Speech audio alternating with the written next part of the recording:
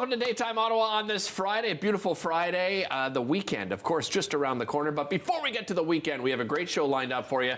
And before I introduce you to my next guest, I just want to do a teaser here because on Monday, we've got an exciting show for you. I know we have an exciting show each and every day, but the winner of our Amazing Mom Makeover Contest is going to be joining us on the show. There she is on the right there. That's Asunta and her daughter Kim, on the left. So Kim had entered her mom Asunta into our contest, and she ended up winning. I called Kim to let her know that her mom had won, and it happened they were together at the time, so it was a really exciting phone call. So Asunta's getting a full makeover. So the way it's going to work, on Monday morning, she's going over to Bruno Racine Salon, which is just down the road from here. So Bruno is going to do her hair, style it, cut and style, and do all that. And Leslie Ann Barrett, LA Barrett, will be doing a complete makeover, and they've got a great package they're going to send her home with as well, like a beauty care package.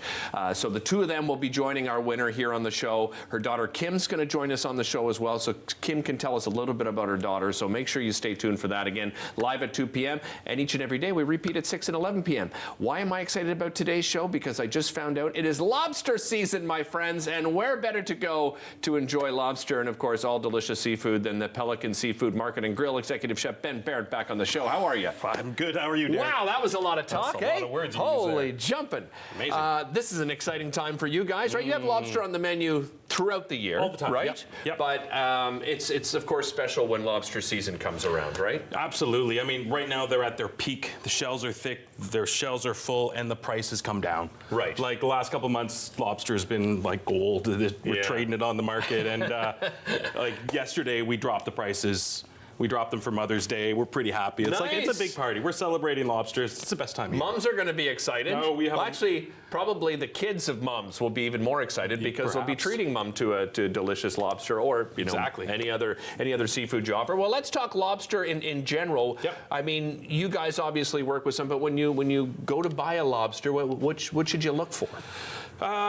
Well, you got a few options. You can walk into Pelican. You can get your lobster live, cook it yourself. Okay. We have some cooked on ice on the market, so you can walk in, grab a cooked lobster. You're home in 5 minutes. Nice, ready to go. Just rip it open. You can eat it in the car if you wanted to. A little messy in the car, but hey, why not? Yeah. So yeah, we got different sizes. Right now we have mediums, which is 1.25 pounds, and we have larges, which is 1.5 pounds. So this is 1.5 pounds. This is a large. That's a beauty. This was cooked this morning. We cook them every morning, and this weekend for Mother's Day, we have tons of lobsters everywhere. Just cooked. We'll crack it for you. If you want to pick your lobster, we'll pull it out of the pound. You can pick it. We'll cook it for you. It takes a couple of minutes. We'll even pull all the meat out of it for you. Oh, nice. But that'll be like, come tell us about it, and then come back in an hour. It does take some time to do that for sure. Of course.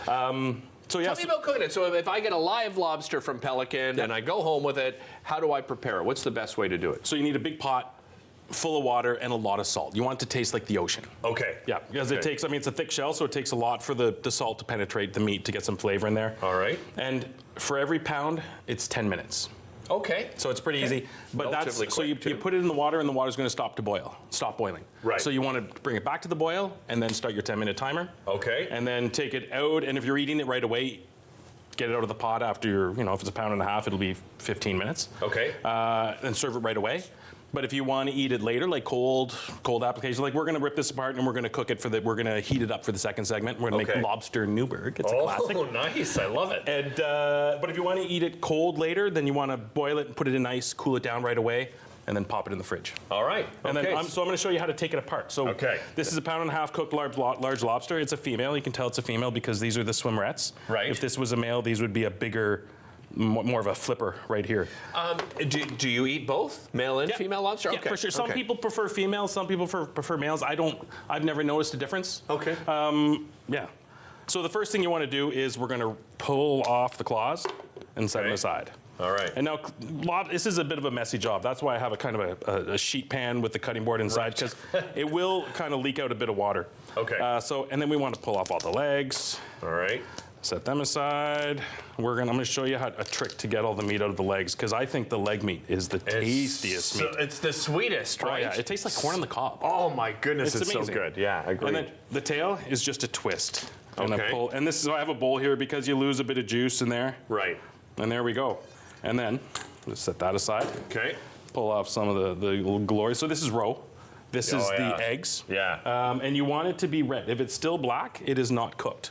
Okay. So you want it to be Good red. to know. Yep. And you eat that? Yes, right? for sure. I love it. It's got a really neat texture, right? it's It's softer, delicious.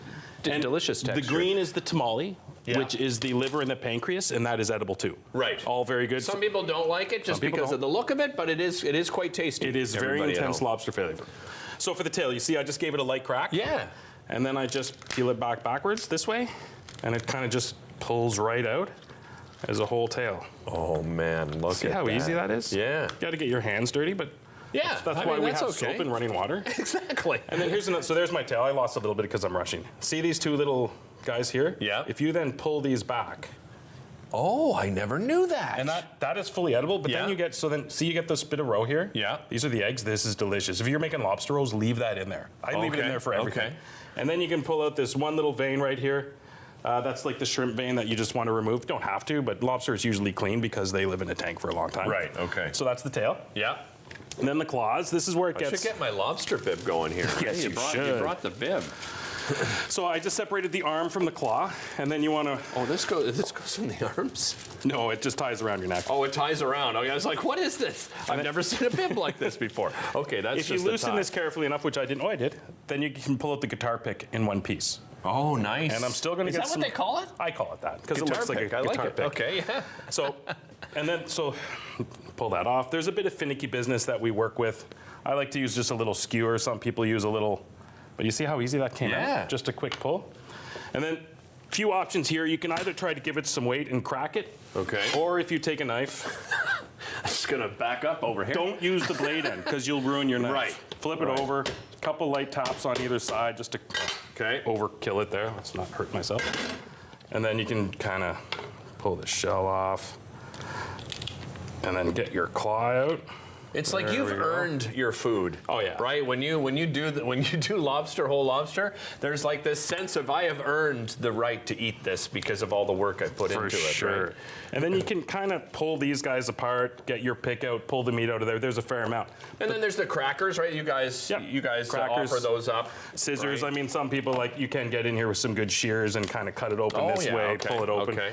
But the neatest thing, and this is the meat that I love the most. Yeah, me so too. You get your But I leg. always have a heck of a time getting it out. Yeah, so like I break off that first bit, suck the juice out of that. It's Yeah. delicious.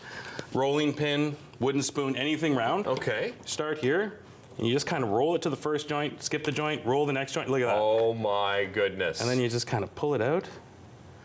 And that's the You've best changed piece. my life. Try that. Look Isn't at that? And it doesn't take that long. So that one's Oh broken off. Just give it a little This roll. is brilliant. Skip the joint. Boom. Doesn't even take that long. Dude, how easy is that? I know, right? Yeah. You wouldn't believe the trouble I've gone through. Well, I'm sure everybody at home probably you see a had the lot of wow people moment as well. Yeah. In the restaurant, kind of Trying to get it out of there, and it's that's really impossible. tasty And then here, you too. take the little fork, and you're trying to push it through because you've broken it into pieces. That's wonderful. So coming up after the break, Chef Baird's sticking around. Ben's going to stick around with us. We're going to prepare together lobster Newburg. If you've never done that before, it is absolutely delicious. Ben will show you how to prepare it properly. We'll be back with Ben right after this. Nice, buddy.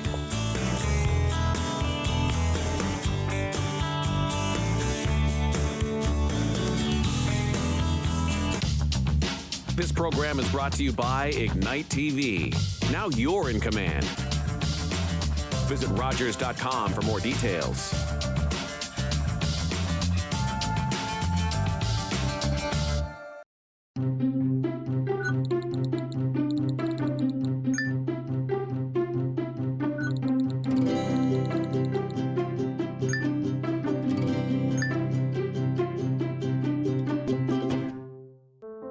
Are you low on food? Struggling to pay the bills? Overwhelmed by life's challenges? When you need support but don't know where to turn, just dial 211. 211 connects you to the programs or services near you. 211, how can I help you? 211. Help starts here.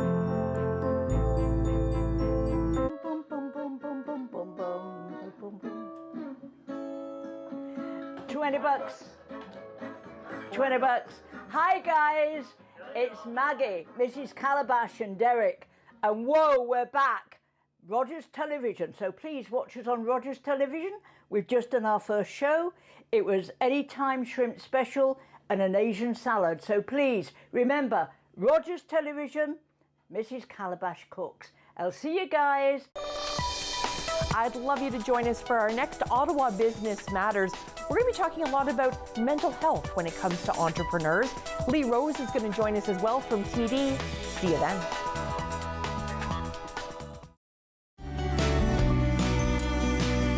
Join us for season 4 of Simply Cooking by Chef, Sunday nights at 8 o'clock, right here on Rogers TV.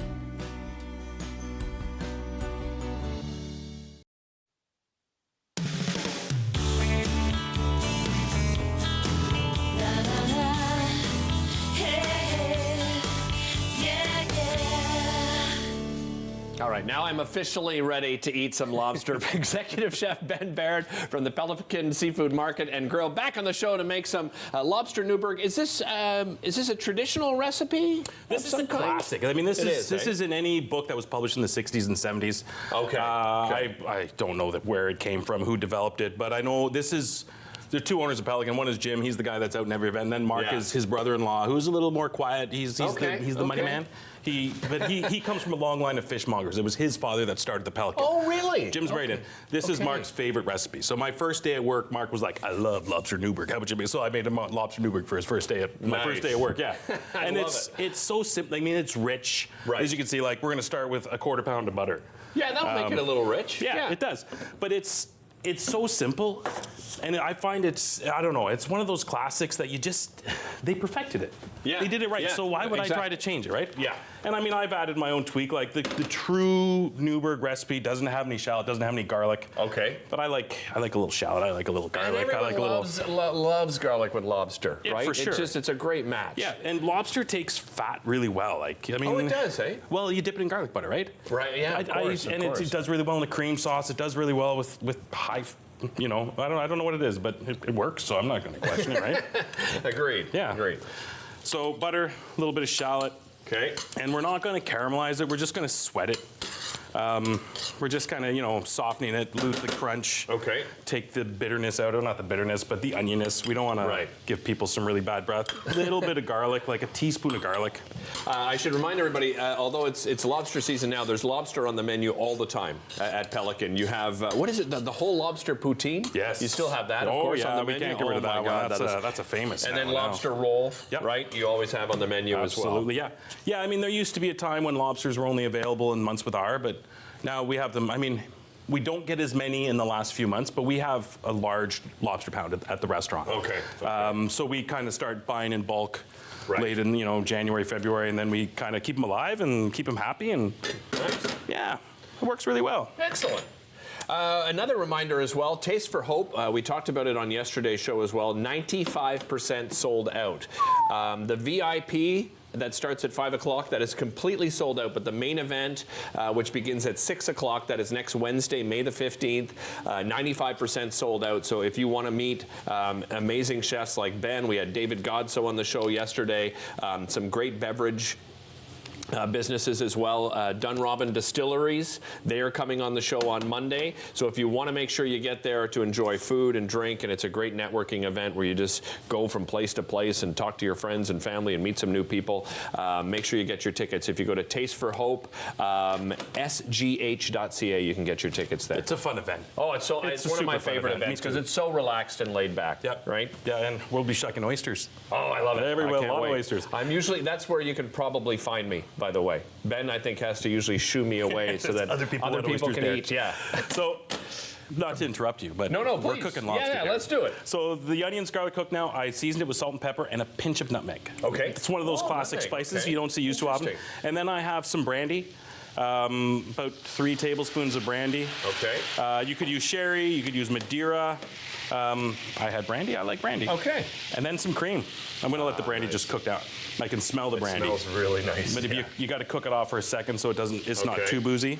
This is where we're saying where some of the richness comes in. You got your butter. Now you've got your cream in there as well. About 3/4 cup of cream. Okay. And we just want to kind of get that starting to reduce. Okay. And then where this becomes, a Newburg is we're going to thicken the sauce with egg yolk. Nice. Right? So it's even more richness. right. That's it. And it's going to kind of, like, you can see now the cream and the butter are kind of separating a little bit. Yeah. But the egg is going to bring that all together. Okay. Is it delicious? It needs a bit of salt, but it's going all to right. be delicious, that's for sure. And it's simple. Like, that's the thing. Like, we're not overpowering the lobster. Right. We're accentuating the lobster, right? You know what I'm thinking? Just as you're doing this too, this is the first time I've seen it done.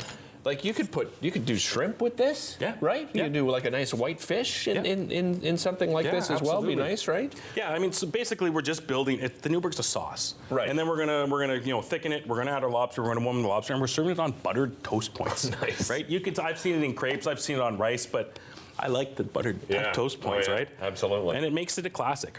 All right, now so you see cooking. The cream's bubbling up here. Yeah. This is when we're going to. Now I'm taking a fork because I forgot my whisk. Okay. So while I'm stirring, I'm just going to kind of drop them in. Okay. And now I want to stop it from boiling, so I'm going to turn it off. Okay. Because I want it to. I'm not making scrambled eggs. Right. I'm just making a nice. Oh, that's good. Yeah, thick that's a sauce. good So you see how point, it's getting nice and thick. Look at that. Like it's instant too. That is beautiful. So I'm not even going to put it back on that burner because I have it on high. Okay. So now I add my lobster. So this was a lobster that I just cut up this morning and cut it into small pieces because I didn't want you to have to eat a whole tail. But if I was serving this at a dinner party, I would for sure leave that tail whole in the sauce, and then you put a whole tail on there and nappe it with some sauce and then knife and fork. But that would wow your guests. Oh, I would. Am I right? It's going to wow the guests. Absolutely. Just give her a little taste. Because I know you're looking forward to this. Dude, yeah, I told you lobster is my absolute favorite. I remember when each birthday, my dad would ask what we wanted for our birthday, for dinner. He would take us out. We used to go to La Roma. Yeah. And my dad would allow me to get the lobster tail. That's the only time I was ever allowed to order the lobster tail at La Roma, which is still around, by the way. Yeah, great Italian restaurant. And it's one of my great memories is having lobster tail for my birthday with my dad. Look at this. That's a special memory. So how long is lobster season, like in general? Well, lobster season lasts a while, doesn't it? It does last a while. I think it goes until the late fall. Okay. And that's when prices are at their best and the harvest is at its peak. Right. But I mean, nowadays they are available year round, but they are not at their best in those colder months. Right. Okay. They're right now. I wait till you try this. Like, look at the presentation. So that is absolutely beautiful. A beautiful classic. It's a little messy, so I won't grab a bite right now, but I'll definitely try it during the break. Always a pleasure, Ben. Thank you for so having much. us. Really appreciate it again. You can visit them down there at 1500 Bank Street. You can find them online at pelicanseafood.ca. Happy Mother's Day, Mom. Oh, well done. Happy Mother's Day to my mom, too. We'll be back with more right after this.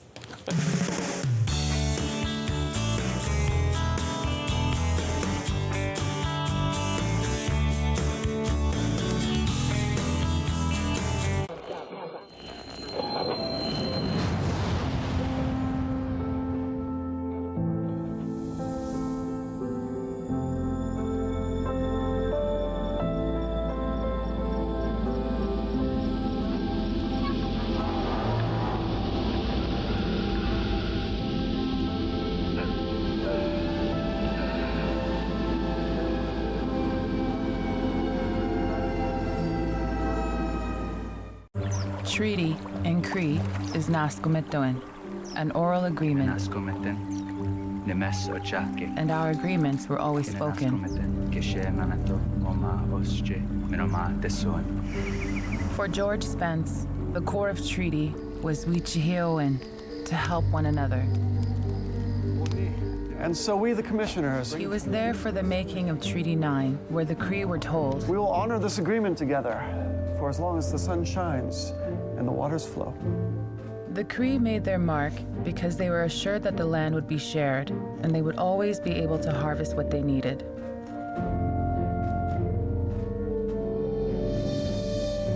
George Spence was my great-grandfather. In his life, he saw many promises of the treaty go unfulfilled. Treaties were essential to the creation of Canada. First Nations still fight for the agreements to be honored. Learn all about the creation of the National Capital Region on The History of Ottawa, according to Phil Jenkins, on Rogers TV.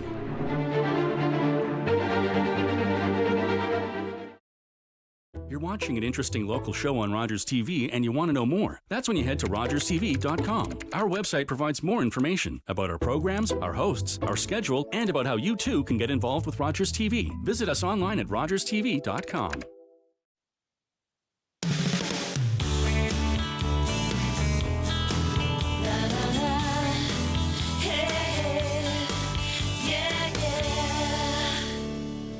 Welcome back to the show. You know, we love to have a lot of fun on this show, but we love to tackle serious topics as well. And to tell you the importance of this, I was just telling my next guest, and they saw this this latest news report of over 300 charges being laid in a child exploitation case province-wide. Over, I believe it's 60 people involved in those charges, and 34 identified victims.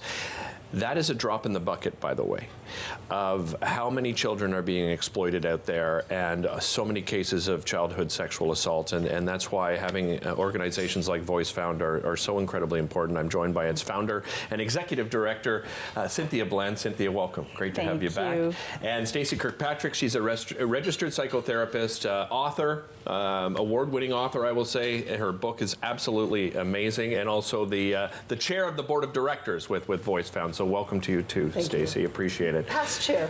Past chair. I'm sorry. Still Past chair. Yes. Let's start with you each have a personal story, and you know that's what brought us to this point today. I'll start with you, Cynthia, and tell us a little bit about your personal story. Sure. Well, I was sexually abused as a young child, starting at the age of 5. It was something that I knew had happened to me, but I never spoke about it. I never said anything to anybody. And that's unfortunately very common. Mm-hmm. A lot of times people, young children will not say anything, they won't disclose. So I carried that secret with me for many years. In fact, it was 42 years after the fact, the first incident, that I finally disclosed to somebody. And I think, what I always like people to, consider is that people around me saw the consequences. So people saw that I was a drug addict.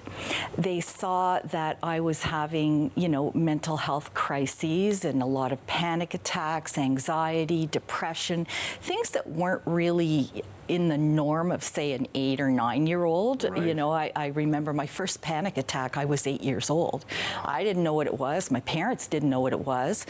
I dropped out of school. I never really completed things, had really unhealthy relationships. So all of these things were around me, but nobody really figured out the why. Right. And so, eventually there was a series of events that happened in my life that caused me to go and see somebody who somebody asked me the question in the right way at the right time, and asked me had I been sexually abused as a child, and that opened up the floodgates finally. And from there, it's a very long, ugly, painful story, but also with really incredible outcomes. I think that's the part that I like to focus on, and that is. We're going to talk about some of the positive parts, and Voice Found is a big part of that. That positive part. But as she's describing this story, Stacey, you're nodding the entire time,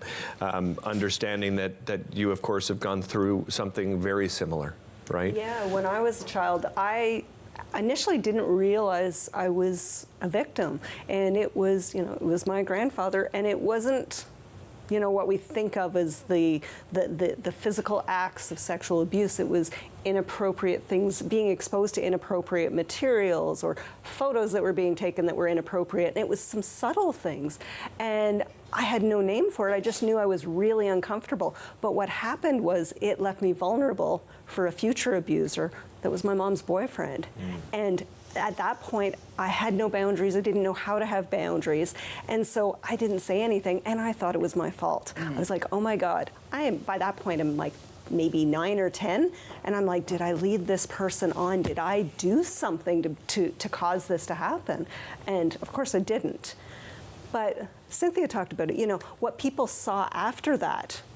The consequences, I call it the symptoms. Trauma is like an illness, and we deal with these symptoms, and people don't know what the symptoms are. You know, can be addictions, things like that. For me, it was promiscuity. My teenage years into my early 20s, like I look back and I think, God, if people that knew me back then, what they must have thought of me. Right. And it's like, but that's not who I am. That doesn't align with the values of who I wanted to be. I just didn't know how to be better. And so, you know, it's been a long journey, and you know, a little bit of therapy here and there where you could get it, but the system is not perfect. And then eventually I kind of stumbled upon a few things that worked. I wrote my memoir, which was very therapeutic. You know, I had a chapter every 2 weeks that was due, and it was like, oh God. And I got to go through the Strength Found program at Voice Found. And that was amazing because, you know, it's this peer support-led program where we got to talk with other people who've gone through the same thing, and they're all nodding their head too, and they understand. You don't have to explain. They get it. It sounds like you went through this process of grooming. Is that fair to say? Yes. Yeah. Did you go through that grooming process as well? Like for people that don't know, because this is an awareness, right? We want this is one of the reasons we're sitting down today, is to raise awareness and to look for things. What does that grooming look like, Cynthia? So I think, excellent question. I'm glad we're talking about this. Perpetrators groom not only their victim or, you know, the person they want to victimize, but everyone else around them. So they play this. They're oftentimes the hit of the neighborhood, right? This is the neighborhood person that's going to babysit and is out coaching, coaching kids ball. Not to say this is all coaches, but this is somebody who is very good at, spending time, of course, with children, and they very slowly and subtly do things. They'll start, the whole being sexually assaulted as a child. It's very rare that it's somebody just, random off the street, grab and do that.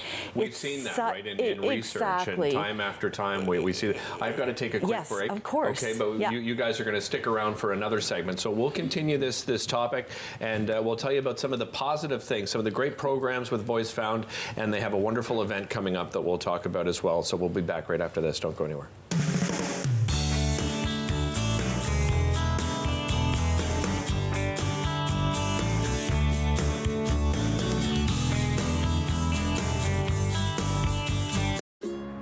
It's closing time, and you stayed out longer than you planned.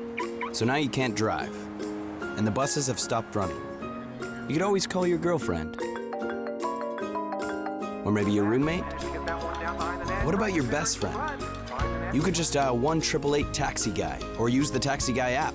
The call and the app are free, and they both connect you to a local cab company to bring you home safely. Visit ArriveAlive.org to find out more. Arrive Alive, drive sober.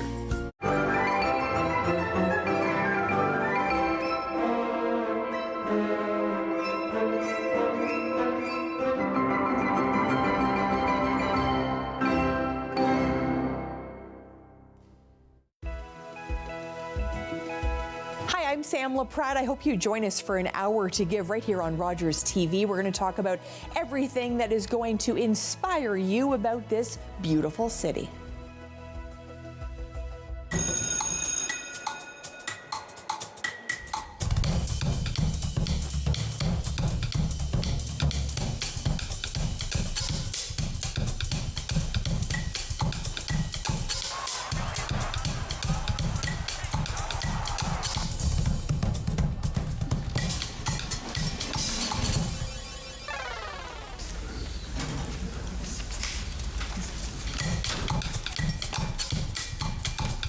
Every year, dozens of Canadians are killed or seriously injured because they take risks around railway tracks. Talk to your loved ones about rail safety. Visit stoptracktragedies.ca.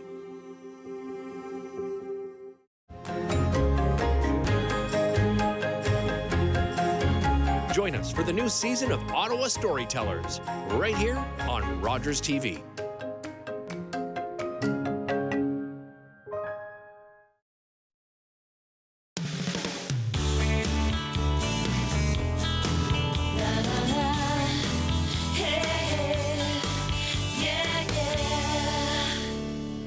Welcome back with Stacey Kirkpatrick and Cynthia Bland from Voice Found. And let's just wrap up what we were talking about there, because as you were saying, it's often somebody that's quite known to the family, whether it's a family member or a good friend of the family, right? Yeah, exactly. And so they start just little subtle things, right? And you know, introducing you, maybe showing pornographic material, or little touches, and just sort of testing your boundaries. Well, at the age of 5, you have no idea, right? I knew I felt uncomfortable, but I didn't have words for what sex was, never mind sexual abuse. Yeah. So I think there are signs, and grooming does take place, and it takes a little bit of time, and they lower your boundaries. Yeah. Let's come to the point. So, you mentioned it took you 42 years to finally start talking about it. Then you started working on how can I help others? And this is where the idea of Voice Found came from. Let's talk about that inspiration and where we are today. Sure. So really, when I did finally disclose and went through a few years of some pretty heavy-duty healing, I found that there wasn't a lot of support out there. I am not a person of means. And I thought, okay, if I'm going through this and there has to be other people, what's being done? Where can we get help? And I realized that there really wasn't a lot available unless you had a lot of money for therapy, which, So I started the organization at first just to train and teach people about the reality of childhood sexual abuse. We grew from there. There's another part of my story that I haven't talked to a lot about, but that is commercial exploitation. So, it's a continuum to sex trafficking. And so through the years, we were fortunate to apply for and get some grants. So now we've gone from a completely volunteer organization to a team of 12 people, and we have a health clinic, Ottawa's first health clinic for people at risk for being or who have been trafficked. We have programs for adult survivors of childhood sexual abuse. We have programs for people who have experienced human trafficking or are experiencing human trafficking. We also have developed, and this is really incredible, what's called ethical peer support. Peer support is one of the models that we are finding is very helpful. So we've expanded that and are doing that across the country. Interesting that you use the word ethical peer support, because when we talk peer support, we usually just say peer support. Why the term ethical? What we were finding is there are a lot of well-meaning organizations that will hire lived experience people to provide peer support, but they're not training them to be peer supporters. They're not supporting them in that effort.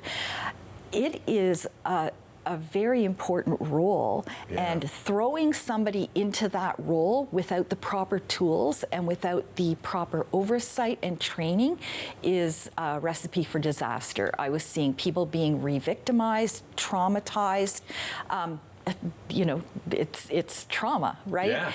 So we've developed an entire program to help organizations so that they can better support their peer supporters and train peer supporters specifically in the topic of sexual abuse, childhood sexual abuse, human trafficking, but of course also with mental health and addiction, because it all is one big I want to go back to you, Stacey, and I want to talk, because you mentioned the promiscuity, right, in those early years, those teenage years, and so how did it? Once you discovered what was going on, has it continued to affect intimate relationships to this day? Yes, in a lot of ways. Like, it's something I really had to work on, trusting men. Now that I know what I was doing and how I was being abused and exploited by these men in the past, and now it's like, how do you trust anybody? So even in my own relationship, my dear husband is so patient with me because you just, by default, your body goes into fight or flight, that anxious mode, and it's like, can I trust this person? And I know I can, but I have to talk myself back through and kind of try to rationalize the irrational thoughts that are going on. Cynthia, we have a great event coming up. I'm so proud to be a part of this. I've done one in the past where we have putting together a panel. Tell everybody at home about Trauma Talks and what they can expect. Sure. So Trauma Talks is taking place on May the 15th in the evening. What it is a conversation. It's a conversation where we're going to be looking through different perspectives. So health, mental health, emotional, spiritual, the effects of trauma. And I think importantly, and as a part of that, how to deal with it, right? And how to move forward, and to know that there is hope, and there are tools and skills that you can use. So it's all part of National Victims and Survivors of Crime Week in Canada. Right. So we're being funded to put on this event, and we're really looking forward to just having those real conversations that are so important, so people know that they're not alone and that there's help. And Stacey, and the nice thing about it is there's different perspectives. You know, those that are survivors of childhood sexual abuse and assault, but also from the psychotherapist point of view as well, right? I'm sure you've talked to clients who have gone through this, and there's an experience there that is important to share, right? Yeah, it's interesting, because even clients who've been able to process it, in their early 20s or something like that, then they get married or they have children, and they come to me and they're seeing their abuse through this whole new lens. And it's like, I'm worried that I'm going to do this to my children, or I'm worried how to protect my children from it and not be overbearing and not let my children do anything, and trying to find that balance. And it is so hard. And, there's so many aspects of how it can come out. Physical health. Yeah, I mean, we're talking about that. Like the number of physical tests I've had from my doctor, because I thought maybe there was something wrong, because I was feeling physical symptoms of the trauma. Just 20 seconds left here. If people want to register, they have to register beforehand? Yes, please register voicefound.ca. It is free of charge, and we're even going to feed you. There you go. Free of charge, going to feed you. We've got a fantastic panel. I would love to see you there. Thank you both so much. Really appreciate the time. We'll be back with more right after this.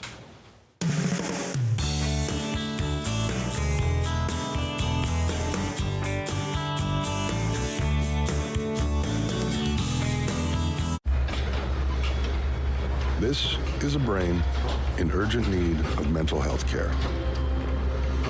But because 3 out of every 4 Indigenous people experience racism in healthcare, she may not get the help she needs.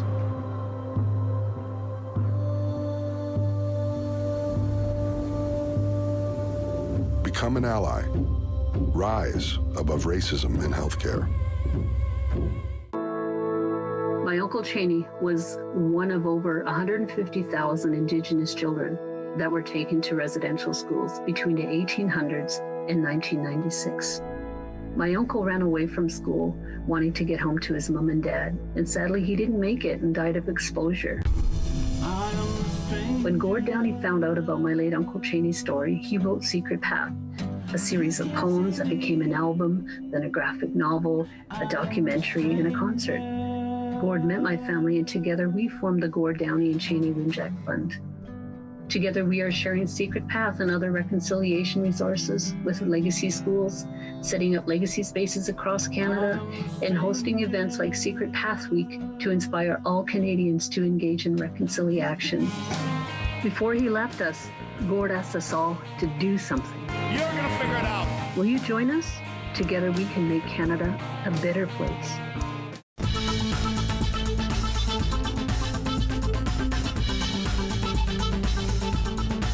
Watch Podium exclusively on Rogers TV.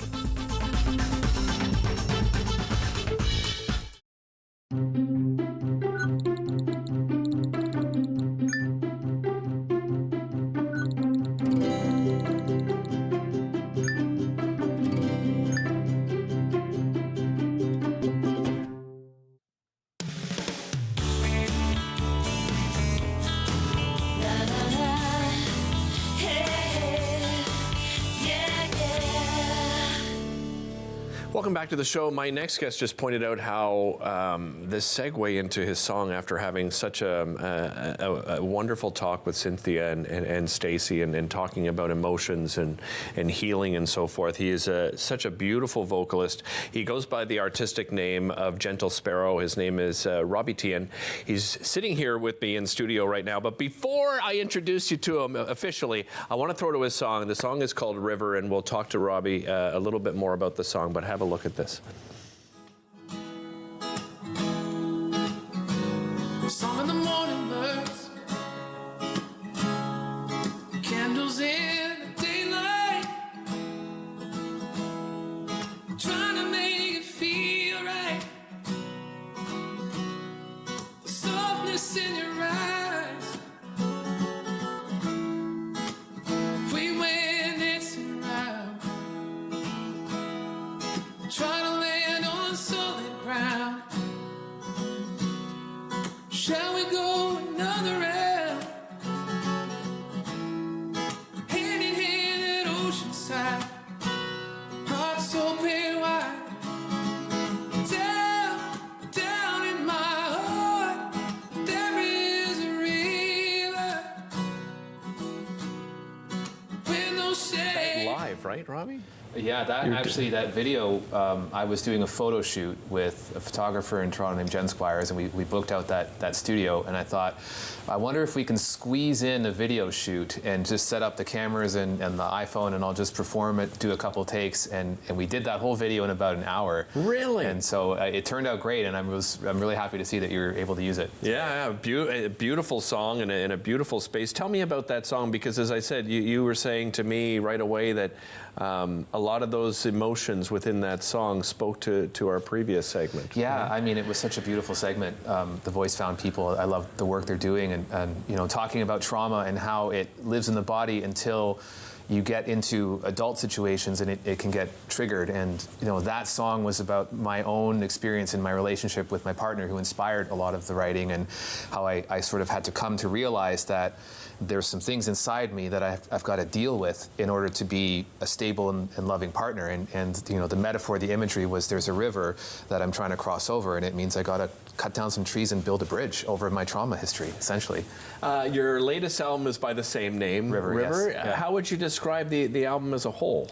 So it's an EP, 5 songs, and I would say, you know, I call it indie folk, which is just kind of acoustic singer-songwriter, and they're all quite soulful, like that one. They have slightly different flavors, but the general theme is on healing and mental health and personal growth. Let's talk about your journey as a musician. You know, when did music come into your life? I would say it's been in there since the very beginning. Yeah? You know, my mom was a huge classic rock fan and played Bruce Springsteen around the house, and was a singer herself. And then I played guitar as a kid, and then I got into playing flute, and I played tuba in high school and became a professional tuba player, and that was my entry into music. Then became a composer, and I work in the film industry, and then I started writing songs and singing, and picked the guitar back up maybe 5-6 years ago. You mentioned tuba. You played in the ceremonial guards for 3 years here in Ottawa as well, right? It was over 20 years ago, which I can't believe. But that while I was going to classical music school, that was my summer job in the military, getting the uniform on and doing the parades every day and playing on Parliament Hill. How special was that? It must have been wild, amazing. very hot and sweaty. No kidding. Those are, yeah, my wife, I was telling you, was in the ceremonial guard as well, and yeah, I mean, someone passes out and like, you basically get ignored, you get dragged off, and off you go. It's pretty wild. But the uniform was fun. It was an adventure. We stayed at Carleton University. We got bikes. We zipped all over the trails all summer long. It was a good time. Oh, that's great. That is great. When you perform live, you're performing at Irene's Pub coming up on June 9th. How would you describe a live performance? Because from what I've seen, I imagine the audience interaction with you is probably incredibly important for you as a performer. Yeah, I typically just perform with myself and my guitar, and I feel like that makes it sort of an intimate experience. You know, and there are stories behind the songs, and I don't always want to go into, you know, all the gruesome detail of it, but a little bit of context, I think, can really help it land. So, you know, the concerts are it's a storytelling experience, and it's a journey of all the different styles that I like to sort of perform in, and I like the sort of intimate spaces, the small spaces, because then you can kind of feel like the whole room is participating. Yeah, that Irene's is one of my, if not my favorite music venue in the city. It's a fantastic spot. We should also mention, I know it's hard for artists to toot their own horn, but you're a 4-time Juno nominee. Yes. Tell me about that, being nominated for something like that. I mean, what an incredible honor. So it very much an honor, and I think my resume is indicative of the fact that I've been a bit of a journeyman in my career, right? So 4 nominations, but one of them is for Classical Composition of the Year when I was 27. 2 of them are for World Music Album of the Year, which is when I was a member of a band called Lemon Bucket Orchestra. Okay. And then the other one was for being a singer on a choral recording that was nominated. And so I've just kind of done a lot of things in my life, and not all of them have succeeded, but I've had a couple projects that were able to get that recognition. Do I remember correctly, you've done a score for film as well? Yes, I've actually worked on quite a few film scores. Okay, yeah, tell me about that. That was, I think, after I got the first Juno nomination as a classical composer, I thought about where I wanted my career to go, and my background had been classical up to that point, but I wanted to explore a little more and branch out, so I got into film scoring as a compositional career, and went down to Los Angeles and spent 5 years working with a top TV composer on some big TV shows, and I scored a Canadian film called Scarborough, which was released a couple years ago and did very well. It's based on a well-known book by Catherine Hernandez. It's about low-income families in Scarborough. Speaking of trauma histories, there's all sorts of them in there. It's a very powerful film, and it won quite a few awards in Canada. Upcoming summer, I've got 30 seconds left. You're going to be touring, but you're staying in the area. So if people visit your website, they can find out where you're going to be playing next. GentleSparrowMusic.com. I live out near Perth, so I'll be staying local. I'll be in Ottawa a couple times, June 9th at Irene's with my friend Ali McCormick. I'll be playing some farmers markets around Almont, Carleton Place, Smiths Falls, and a couple just local festivals and things like that. All the best. Congrats on all the success so far. Thank you so much. Really appreciate it. GentleSparrowMusic.com, everybody. And you can visit Irene's Pub, their website, to get tickets to the June 9th performance. We'll be back with more right after this.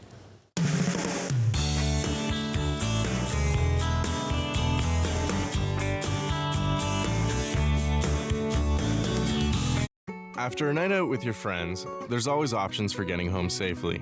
You could call your BFF, your mom or dad, whoever you can count on for a safe ride home.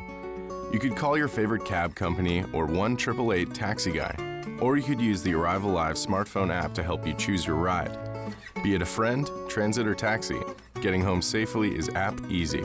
Now available for iOS and Android devices. Visit arrivealive.org to find out more. Arrive Alive. Drive sober.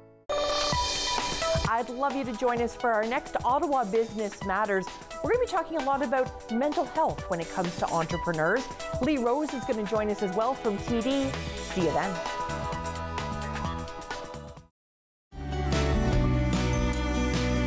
Join us for Season 4 of Simply Cooking by Chef, Sunday nights at 8 o'clock, right here on Rogers TV.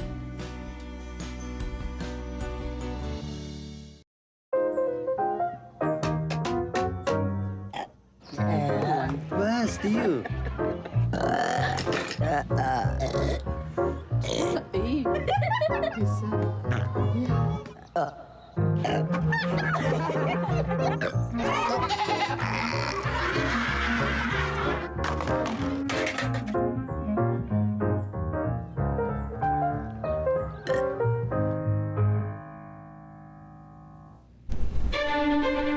Learn all about the creation of the National Capital Region on The History of Ottawa, according to Phil Jenkins, on Rogers TV.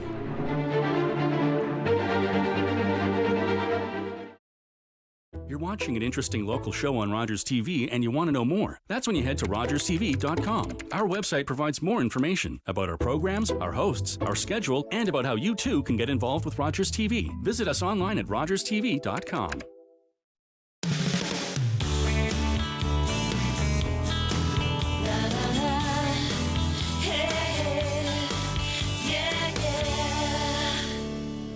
Welcome back to the show. You know, we have so many local authors on the show. Over my 20 years in television, I have interviewed, I can't even tell you, like hundreds of local authors.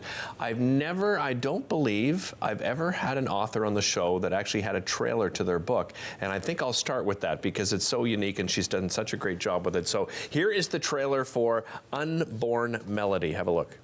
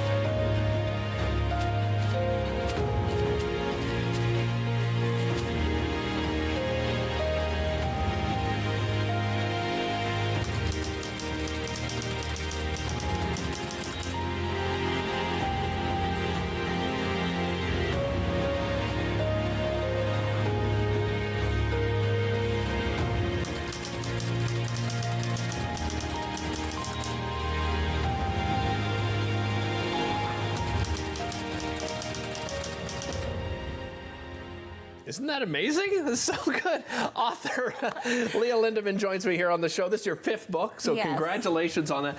Where did the idea for a trailer come from? That is so well done.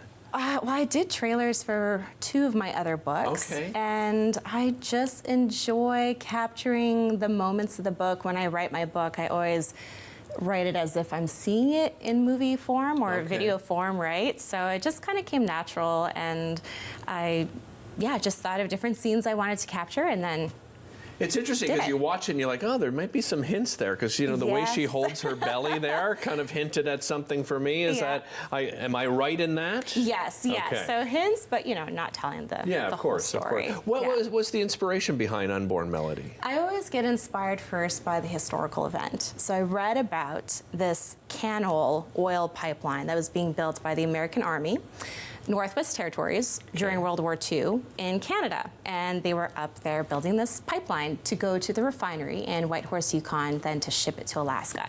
And that was just kind of building up their defenses against the Japanese after Pearl Harbor.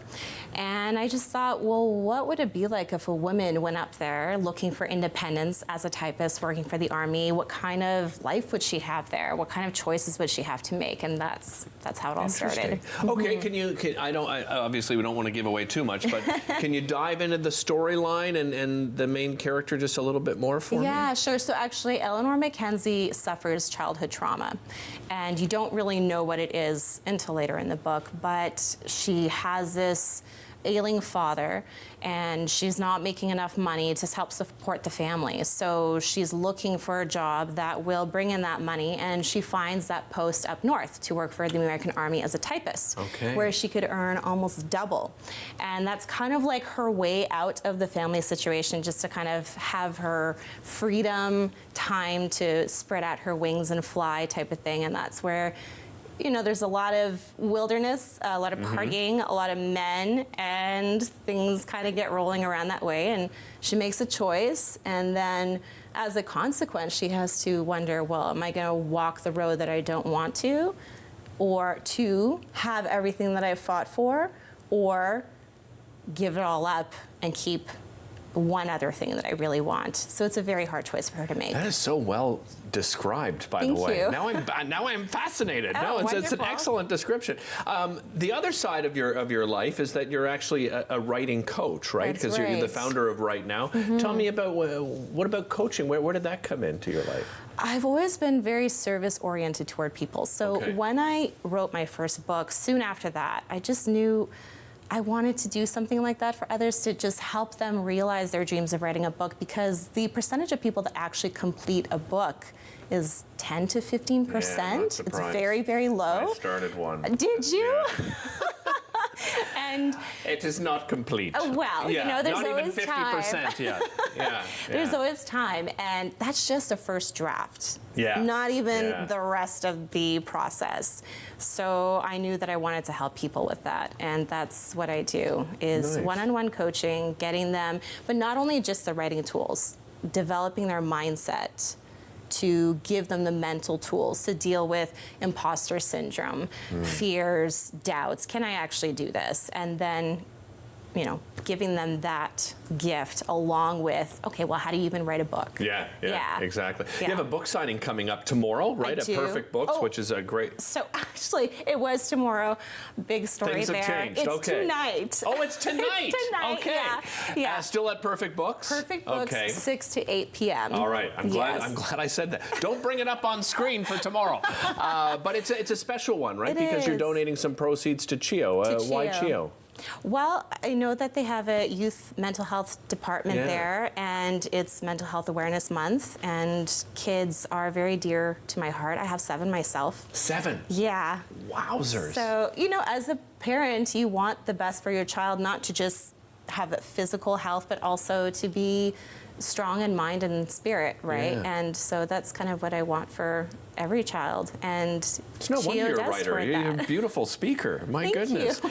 Congratulations again on your 5th book now. LeahLindeman.com. You can find out more information. Not tomorrow. Tonight at Perfect Books, you can go and meet Leah. And if you happen to see her on the show, tell her you saw her on Daytime. We'll be back to wrap things up right after this.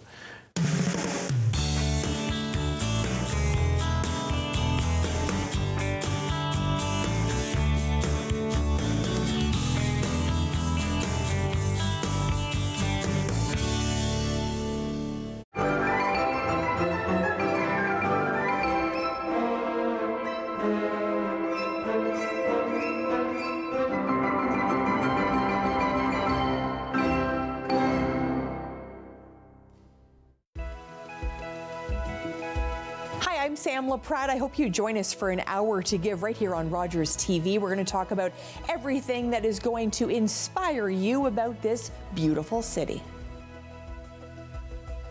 Every year, dozens of Canadians are killed or seriously injured because they take risks around railway tracks. Talk to your loved ones about rail safety. Visit stoptracktragedies.ca.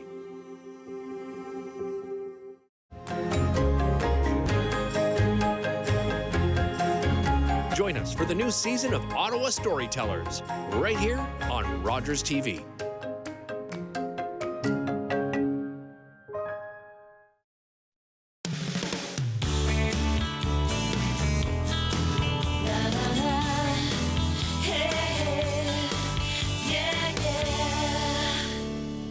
Welcome back to the show. All right, let's go over a few of the things that we talked about today. Another big thanks to Cynthia and Stacy for joining me on the show from Voice Found. Their Trauma Talks is coming up, by the way, at Bayview Yards. That's May the 15th. It runs from 4:15 to 6:30 p.m. We've got a fantastic panel of different perspectives, those that are survivors, and we have some wonderful psychotherapists who work with survivors as well. It's going to be a great discussion. You do have to pre-register. It's free, though, and there is food available as well there. The food is free as well. Voicefound.ca. Voicefound.ca to pre-register for that. A reminder, Taste for Hope. We'll talk about it again on Monday with Dunrobin Distilleries, but they are 95% sold out. So if you were hoping to go, that's happening at the Shaw Centre on May 15th as well. Taste for Hope, SGH.ca. And Gentle Sparrow, Irene's Pub, June 9th. That's a matinee show, by the way, 3 to 5:30 p.m. Irene'sPub.ca to get your tickets. Don't forget, we have another great show Monday. It's a special show because we'll introduce you to our amazing mom makeover winner. Bruno Racine and L.A. Barrett will be here as well to introduce you to them. Have a great weekend. We'll see you back here on Monday. Connect with us by visiting our website or email us at comments@rogerstv.com.